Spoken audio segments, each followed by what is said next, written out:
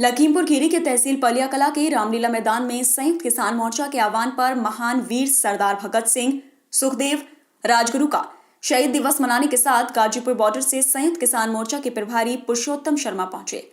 पलिया रामलीला मैदान में उन्होंने किसान बिल का विरोध किया और बीजेपी सरकार पर जमकर निशाना साधा। उन्होंने कहा कि गाजीपुर बॉर्डर पर किसानों को बैठे हुए 100 दिन से ऊपर हो गए हैं, लेकिन किसानों से बात करने के लिए सरकार के पास समय नहीं है। उन्होंने ये भी बताया कि जो बिल केंद्र सरकार ने पास किया है वे किसानों के कुछ काम का नहीं है। यह बिल किसानों को और भी पीछे ले जाएगा। ये किसान विरोधी बिल है। इस बिल से निजीकरण को प्रोत्साहन और होर्डर्स तथा कॉर्पोरेट घरानों को फायदा होगा। किसानों का यह भी मानना है कि तीनों कृषि कानूनों को रद्द कर एमएसपी पर सरकार कानून बनाए। यदि सरकार किसान विरोधी कानूनों को वापस नहीं लेती है और न्यूनतम समर्थन मूल्य पर कानून नहीं बनाती है, तब तक आंदोलन चलता रहेगा। जब तक कानून वापसी नहीं होगी तब तक घर वापसी नहीं होगी। सरकार को हर हाल में बिल वापस लेकर एमएसपी पर कानूनी गारंटी देनी होगी। इससे कम पर कुछ भी मानने को तैयार नहीं है। लखीमपुर खीरी से एसपीएन के लिए असलम उस्मानी की रिपोर्ट। देखिए, एक तो ये जो कृषि कानून है, ये कृषि कानून गुलामी के दस्तावेज है नए सिरे से। इन कानूनों के जरिए जो मोदी सरकार है वो WTO के आगे घुटने टेक चुकी है और न सिर्फ WTO के आगे बल्कि जो वैश्विक वित्तीय संस्थाएं हैं, IMF और विश्व बैंक का भी सरकार पर भारी दबाव है। इस सरकार ने कॉर्पोरेट के साथ बहुराष्ट्रीय कंपनियों के साथ जो समझौते किए हैं, उसी के तहत आप जानते हैं कि कानून आने से पहले इनके प्रिय अडानी, गौतम अडानी के जो है वो करीब 31-32 गोडाउन बन चुके हैं।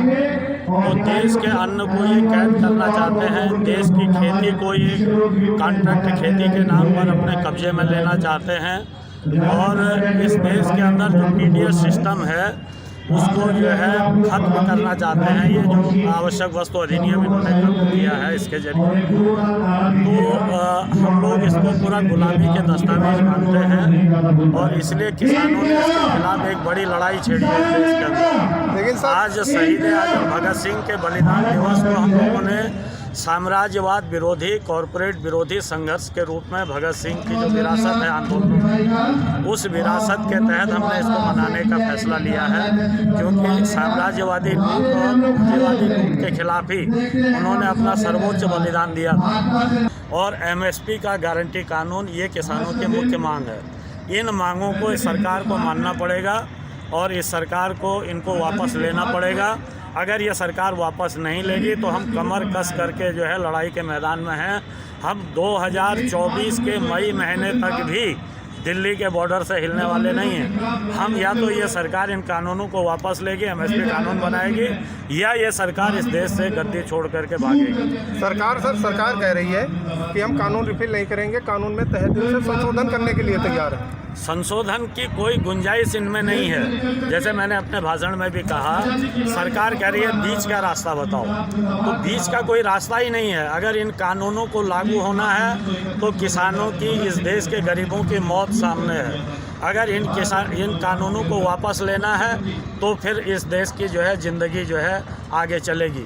तो ज़िंदगी और मौत के बीच का जो रास्ता है वो तो एक पैरालाइज बॉडी है। हम पैरालाइज बॉडी बनने को तैयार नहीं।